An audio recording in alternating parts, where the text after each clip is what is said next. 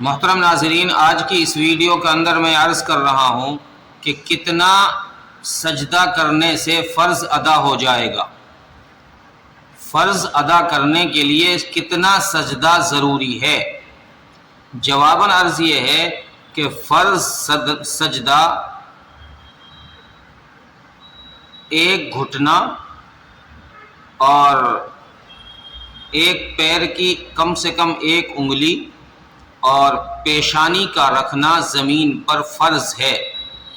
پیشانی اور پیر کی ایک انگلی، ایک گھٹنا، اتنا حصے کا رکھنا زمین پر فرض ہے۔ اگر اتنا حصہ نہیں رکھا بغیر عذر کے، یہ بغیر عذر کی بات ہے، اگر عذر ہے تو آدمی پیشانی کی جگہ ناک بھی رکھ سکتا ہے، یا کوئی عذر ہے سجدہ ہی نہیں کر سکتا تو کچھ بھی نہ پیشانی رکھے نہ ناک رکھے، خالص اشارہ کر دے تب بھی سجدہ ادا ہو جائے گا۔ اتنا بغیر عذر کے کم سے کم اتنا تو سجدے میں بدن کا حصہ لگنا ضروری ہے۔ پیشانی اور گھٹنا اور پیر کا ایک حصہ، اتنا ادا کرنے سے، اتنا حصہ زمین پر رکھنے سے سجدے کا فرض ادا ہو جائے گا۔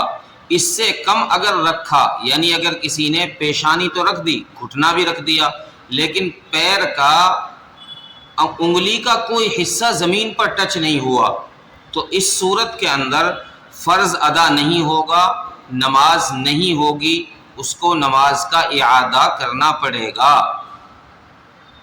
نماز لوٹانی پڑے گی۔